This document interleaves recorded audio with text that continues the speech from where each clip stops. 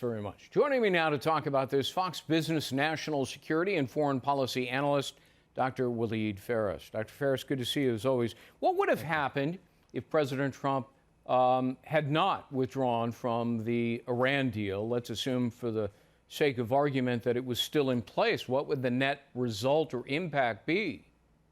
What was happening under the last 2 years of the Obama administration? See, Greg, the idea was that on the surface, the Iran deal was great, and withdrawing from it is a bad idea. Reality was the Iran deal was bad because it allowed Iran to acquire many missiles. The same missiles we're going to be negotiating allegedly with them, they bought it with the money of the Iran deal, and they, of course, expanded their militias across the region. So the Iran deal empowered Iran. Now, withdrawing from the Iran deal on the surface is a bad thing. We should have stayed there, says the critics. Reality, withdrawing from the Iran deal allowed us to have a better position in pressuring Iran in bringing this whole coalition in the region. And then now the Iranians are facing the difficult decision, should they come back to the table of negotiations or continue with their bad behavior?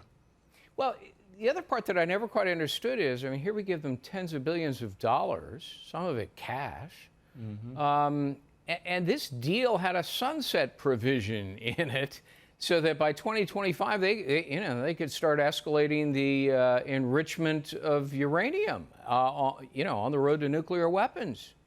You know, Greg, the genius of the Iranian leadership under the Obama administration negotiations was that they convinced Washington and other European capitals, that they will freeze for a while their construction of the nuclear project. But what did they get in return? Enough money to build the biggest dome to protect the next project on nuclear weapons. They got anti-aircraft missiles, tanks, and importantly, Greg, they spread their militias across the region. That was not a good deal.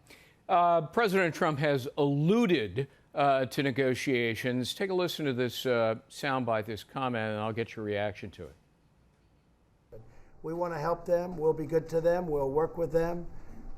We'll help them in any way we can, but they can't have a nuclear weapon. We're not looking, by the way, for regime change, because some people say we're looking for regime change. We're not looking for regime change. All right, so Dr. Phares, let's assume that negotiations take place at some point down the road, and maybe a deal is discussed. What should that deal look like? I think the art of the president is that he disarms their arguments before they come even to the table, and they look bad. He told them, you can't have missiles, you can't have this, but we are ready to discuss those matters with you. And their reaction is now at this point in time, if we can't have missiles, if we can't have what we want, why are we coming to the table of negotiations? They look back bad at this point in time in front of the Europeans. The idea of inviting them to the table of negotiations is good on the political level, but at the same time, what we're doing under this administration is putting enough pressure on the ground, doing all the deployments to render their position strategically untenable.